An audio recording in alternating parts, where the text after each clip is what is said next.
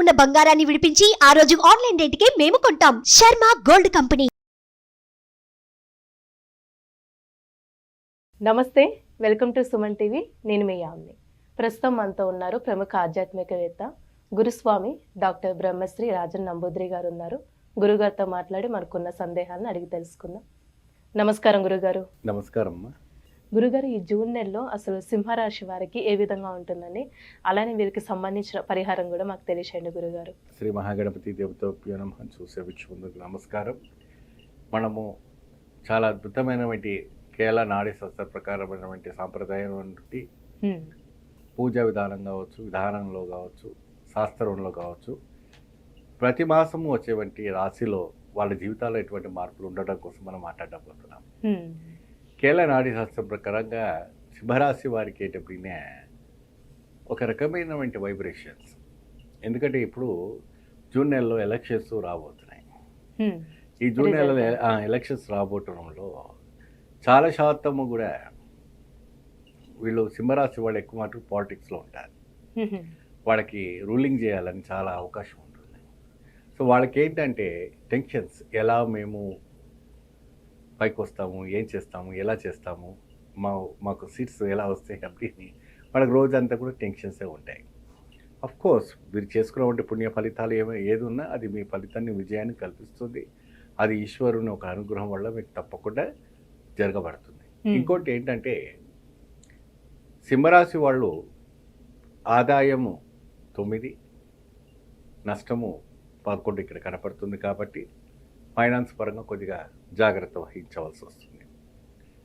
మరొక విషయం ఏంటంటే మీరు ఏదైనా ప్రాపర్టీ కొనాలనుకున్నా, ఏదైనా అమ్మాలనుకున్నా ఈ జూన్ నెలలో అమ్మవద్దు, చేయకూడదు. జూన్ నెలలో అసలు చేయకండి. ఏదైనా కొనాలన్నా కూడా ఏం కొనకండి. అది కాస్త వాయిదా వేసుకుంటే సరిపోతుంది.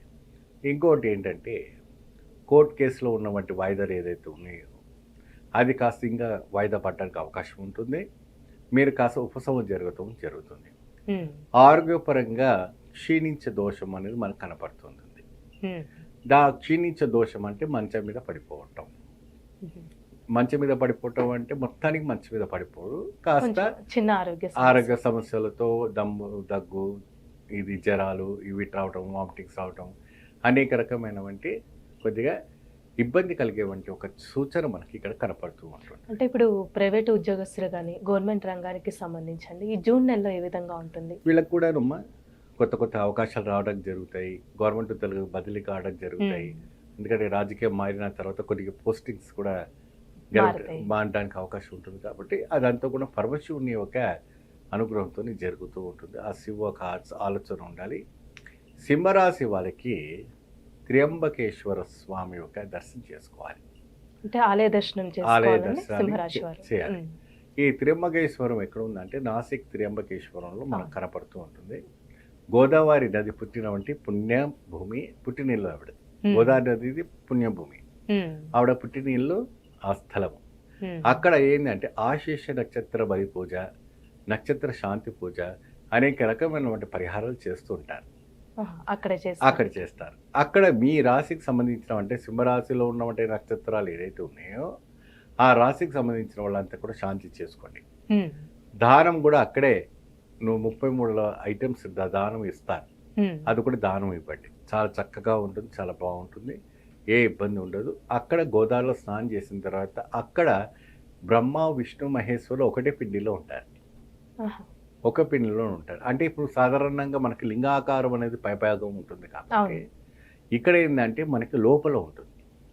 అక్కడ 3 పిండిలు మనకు కనబడతాయి. మీరు లోపల పురుషులని ఆలయంలో ప్రవేశిస్తారు. అందులో అభిషేకం చేసేటప్పుడు ఆ 3 కూడాను బ్రహ్మముహూర్తంలో తాకాలి. తాకినప్పుడు ఇటు పక్కన ఈశాన్యం వైపు శివుడు, ఉత్తరం వైపున విష్ణు, దక్షిణం వైపున బ్రహ్మ మనకి కనబడుతుంటారు. అది త్ర్యంబకేశ్వరం అంటే ఒక గట్టి విశ్వాసం. అలా కూడా పేరు రావడం జరిగింది. త్ర్యంబకేశ్వర త్రిమూర్తులు అక్కడ ఉన్నారు కాబట్టి అక్కడ వెళ్ళిన వాళ్ళకి అంటే మృత్యుదోషము ఉండదు. త్ర్యంబకం గజామహే సుగంధిం పుష్టివర్ధనం పూర్వారుకవి వందన మృత్యు క్షీరం అమృత. ఈ మంత్రాన్ని మనం నిరంతరంగా జపం చేసుకుంటూ అద్భుతమైనటువంటి ఈ యొక్క రాశి వారికి అష్టైశ్వర్య యోగాలు రావడం జరుగుతుంది. వ్యాపారం పరంగా మనకు పాడి పంటలో ఉన్న వాళ్ళకు కూడాను శివాజ్ఞ అనుగ్రహం ఉండాలంటే మీరు ఏం చేస్తారు, గోమయం ఉంటుంది కదమ్మా, ఆవు పంచకాన్ని మీరు మీ ఒక వరి పైనంతా కూడా చల్లేసుకొని చక్కగా శివుణ్ణి ధ్యానించుకోండి, ఆ గంగా తల్లిని పూజించుకోండి, చక్కటి పాడి పంట రావటం జరుగుతుంది. గురుగారు, అలానే సింహరాశి వాళ్ళు ఎలాంటి దానం చేస్తే మంచిదండి? ఇక్కడ ముఖ్యంగా ఏంటంటే అమ్మా, అపరమృత్యు దోషము, కేతు దోషము పోవడం కోసము ఎక్కువ శాతము మనము దానికి కేతుకు సంబంధించినటువంటి దానం ఇవ్వటం జరుగుతుంటుంది ఏమ్మా. ఇంకోటి ఏంటంటే ఎరుపు రంగు వస్త్రాలు కట్టి దాంట్లో కొన్ని విశేషమైనటువంటి పదార్థాలు పెడతారు. ఆ విశేషమైనటువంటి పదార్థాలు పెట్టి దానం చేయటం వల్ల కూడా మంచి ఫలితం రావడం అనేది జరుగుతుంటుంది. ఆ పదార్థాలు ఏంటని ఎవరైనా ఫోన్ చేసి అడిగితే నేను చెప్తాను. ఆ పదార్థాలు అందులో పెట్టడం అయితే ఆ దానం చేయటం వల్ల మంచి ఫలితం లభిస్తుంది. మంచి పరిహారం తెలియజేశారండి, ధన్యవాదాలు మీకు. నమస్తే. చూసారు కదండి గురుగారి మాటల్లో. మీరు కూడా గురుగారిని సంప్రదించాలి అనుకుంటే మీకు స్క్రీన్ మీద నెంబర్ కనిపిస్తుంది కదా, ఆ నెంబర్కి కాల్ చేసినట్టయితే గురుగారి అపాయింట్మెంట్ అనేది మీరు తీసుకోవచ్చు.